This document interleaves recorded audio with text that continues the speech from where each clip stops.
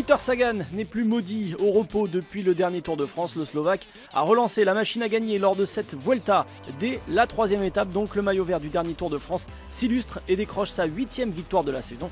Celui qui a cumulé 6 podiums sur la dernière grande boucle sans décrocher un bouquet s'annonce comme l'homme à battre dans les arrivées groupées sur ce Tour d'Espagne 2015.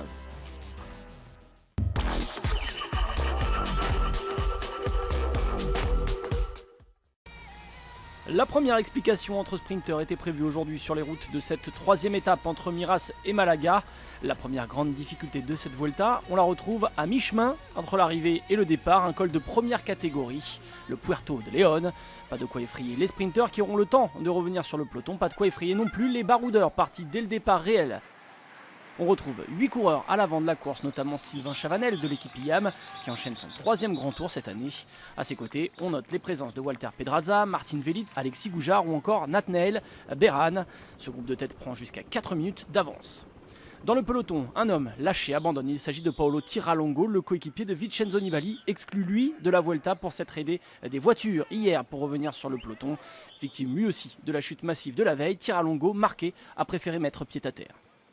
Retour à cette 3e étape, le groupe de tête se désunit dans la descente du Puerto de León. Sylvain Chavanel attaque, 5 hommes restent tout de même à ses côtés, mais l'écart tombe rapidement. Les Tinkoff Saxo de Peter Sagan ont pris les choses en main dans le peloton. Il reste environ 1 minute au fuyard à 35 km de l'arrivée.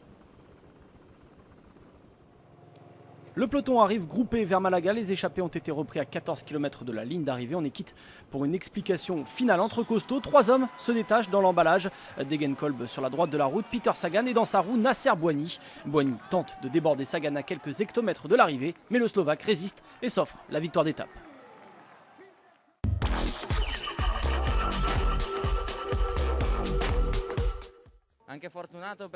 Il faut dire que j'ai eu de la chance de ne pas m'être fait mal hier. C'était une grosse chute, on était 60 à tomber. Donc je suis content qu'il n'y ait pas eu de problème pour moi.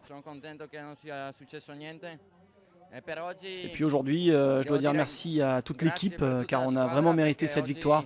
Je suis content de pouvoir prendre cette victoire pour toute l'équipe.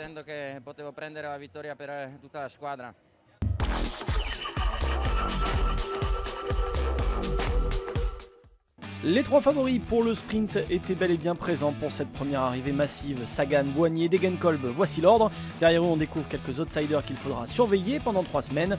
Au général, pas de changement. Le Colombien Chavez Rubio conserve le maillot de leader. Au classement du maillot par points, Peter Sagan revient sur Chavez et pourrait l'endosser dès demain. La 4e étape mènera le peloton de la province de Malaga à la province de Cadix, l'un des plus longs tracés de cette Vuelta vers Ferrer de la Frontera, 209 km au total. Une étape plate promise au vent, il faudra se méfier du dernier talus dans les 5 derniers kilomètres. Mais les sprinteurs puissants qui auront passé sans encombre cette dernière difficulté pourront alors s'expliquer sur la ligne d'arrivée.